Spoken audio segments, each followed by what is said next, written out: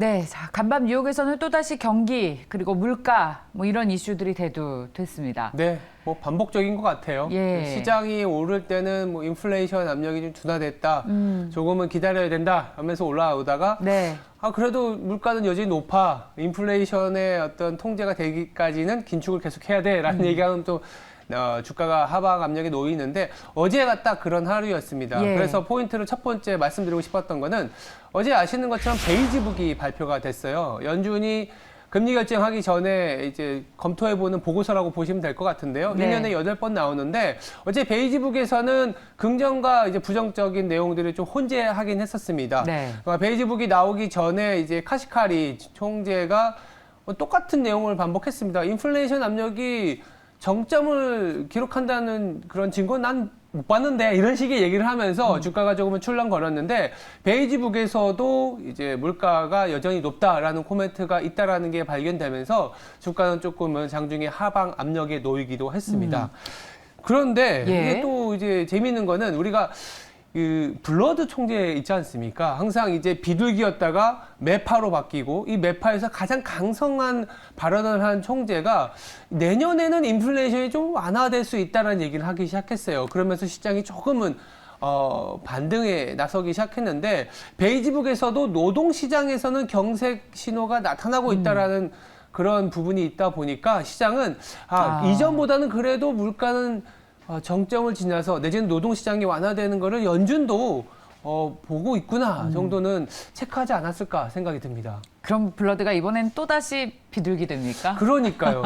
일단 근데 내년에 투표권이 좀 없다라는 게 다소 아쉽지만 예. 그래도 블러드가 갖고 있었던 연준 내에서의 역할, 예. 먼저 시장과의 커뮤니케이션을 통해서 긴축을 가파르게 할 수 있다는 얘기를 했었다라는 점, 그리고 최근에 그래도 내년에는 인플레이션이 잡힐 수도 있다라는 점을 감안해 보면 물가에 대한 고민이 우리 뭐 반복적으로 얘기를 드리지만 조금은 완화되지 않겠냐. 그랬을 때 우리가 가장 핵심으로 보는 차트 내지는 인디케이터가 달러화지 않습니까? 어제도 조금은 오르긴 했습니다만 그래서 두 번째 포인트에서 또 바로 연결해서 말씀드릴게요. 네. 지금 N달러 환율을 주시하는 투자자들이 굉장히 많습니다. 제가 150이라고 적어놨지 않습니까? 지금 N달러 환율이 한 149엔에서 미국 장에서 거래가 되고 있는데요. 150엔을 넘어서게 되면 일각에서는 이거 아시아 위안 위기까지 온다라는 얘기가 나오고 있습니다. 예. 그만큼 엔화 매도가 가세화되게 되면 달러화가 강세를 보이지 않습니까? 그러면 달러화가 강세를 보이게 되면 또다시 이제 안 좋은 악순환이 펼쳐질 텐데, 최근에 이 영국에서도 영국의 국채 그리고 파운드화가 급락하다 보니까 연기금이 문제가 되면서 어쩔 수 없이 아니면 정부 차원에서도 정책을 다시 이제 뭐 감세안을 철회한다든지 영라은행이 QE를 실시하는 조치가 나왔지 않습니까? 네. 일본도 비슷합니다. 일본도 145엔의 구조화 상품이 많이 좀 설정이 돼 있어서 145엔을 넘은 이 수준은 일본 중앙은행 BOJ가 엔화 사수에 나서야 되는 거 아니냐라는 내용들이 나오고 있어서 최근에는 이제는 일본이 그러니까 달러화의 반대편에 있는 중앙은행들의 자국 통화 사수 작전이 일본으로도 넘어간 거 아니냐라는 기대와 우려가 혼재되어 있는 상황입니다. BOJ는 거의 매일 양적 완화를 언급하고 있어서 맞습니다. 엔화 약세를 계속 용인하는 분위기라 이 추세가 돌려질지에 대한 의문이 불확실성, 불안감을 투자자들에게 가중시키고 있는 것 같아요. 맞아요. 딱 그 포인트 때문에 엔화가 그 어느 통화보다도 약세를 보였는데 네. 이 140 그리고 145엔을 넘어서다 보니까 일본 내의 상품들 내지는 연기금들 아니면 여러 가지 기관들이 문제가 생길 수도 있다라는 얘기들이 조금씩 뉴스 플로우에 나오고 있고요.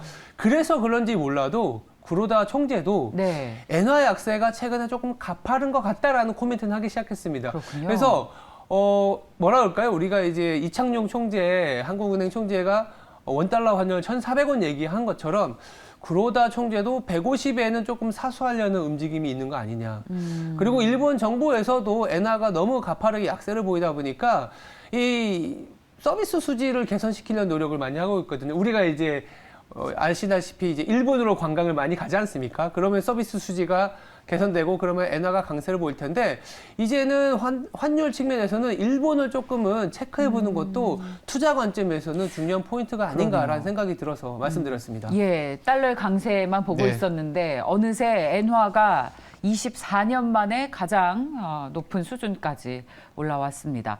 자, 지금까지 엔달러 받고. 네. 근데 오늘 보니까 바이든이 또 전략 비축률을 맞아요. 방출한다고 하고 또다시 이번에는 에너지 관련 소식들이 주요 포인트가 되고 있어요. 그러니까 시장이 이렇게 상단에서 이거 숨고르기에 들어가게 되면 투자자들은 그 다음에는 어떤 업종이 오를 수 있지? 이런 아이디어들이 이제 뭐랄까요? 샘솟잖아요. 네. 세 번째 이슈가 말씀하신 것처럼 에너지 쪽에서의 노이즈, 에너지 쪽에서의 아이디어들이 향후 2주 동안은 더 강해지지 않겠냐라는 게 시장의 예상입니다. 그렇군요. 당연하게도 11월 8일에 예정되어 있는 미국의 중간 선거 때문에 바이든이나 민주당 입장에서는 유가 내지는 에너지 가격을 통제할 수 있고 에너지 가격을 하락시키게 되면 선거에서의 승리 가능성이 높아질 수 있다라는 그런 내용인데 공교롭게도 오펙 플러스는 90달러, 그러니까 WTI 기준으로는 90달러가 목표고요.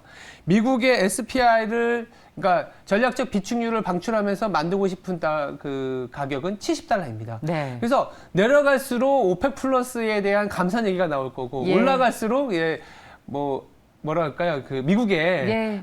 어떤 전략 비축률이라든지 여러 가지 그렇습니다. 정치적인 이 행동이 나와서 이 에너지와 관련된 이슈는 계속 지금부터 더 부각되지 않겠냐 그렇게 생각하다 보니까 어제 미국에서도 에너지 관련주들이 좋았어요.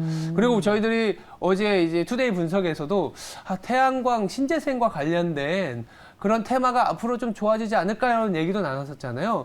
저도 좀 비슷한 게 지금까지 조금 뭐 시장이 반등할 때는 2차 전지라든지 이런 업종이 좋았지만 좀 눌려 있었던 에너지나 조선, 유틸리티, 신재생과 관련된 업종으로 좀 선순환으로 넘어가는 그런 어떤 트리거를 만드는 거 아닌가라는 생각도 듭니다. 근데 제가 얘기를 들으면서 궁금해지는 것이 바이든도 유가를 낮추면 낮출수록 유리한데 네. 이런 에너지 관련 주식은 국제 유가가 많이 오를 때 대체제로 각광하는 거 아닙니까? 그렇긴 하지만 뭐 여러 가지 저희가 말씀드린 것처럼 러시아, 우크라이나 전쟁으로 인해서 에너지 가격이 하락하더라도 에너지 자립도는 계속적인 정책적인 드라이브를 뭐 그릴 수밖에 없고 그리고 에너지 시장 자체가 분리가 돼버렸지 않습니까? 러시아는 팔 수 있는 데가 한정되어 있는 상황이라서 공급은 이때 공급이 분리된 상황을 감안해서 계속적인 에너지 자립도 내지는 에너지 수급의 밸런스가 맞춰지지 않는 부분에 시장은 더 초점을 두는 것 같습니다. 네, 순환매라는 표현을 저희가 했는데 시장이 골고루게 상승한다기보다는 차기 주도주에 대한 고민이 반영이 되어 있는 것 네. 같습니다. 자, 저희도 그래서 차기 주도주 무엇인지 오늘도 그 답을 찾아가기 위해서 계속해서 함께 짚어보시죠. 앵커 브리핑이었습니다.